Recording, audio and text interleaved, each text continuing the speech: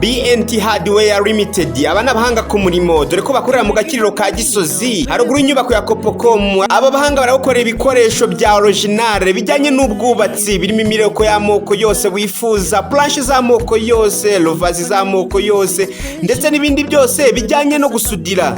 Aba bahanga kandi baraguhereza inzu yawe ifunze dore ko bagukorera imiryango myiza cyane yindi igezweho, amadirishya meza cyane, portail z'amoko yose ndetse n'ibindi bikoresho wifuza bigezweho babigukorera uko ubyifuza. Ni mutugane tubafashe gutura neza dore ko dukorera ku Gisozi haruguru inyubako ya Kopocom House. Ukeneye service zacu waduhamagara kuri 0788358302, wanaduhamagara kandi kuri 0788255565. BNT Hardware Limited, igisubizo kuri wowe wifuza ibikoresho bya quality.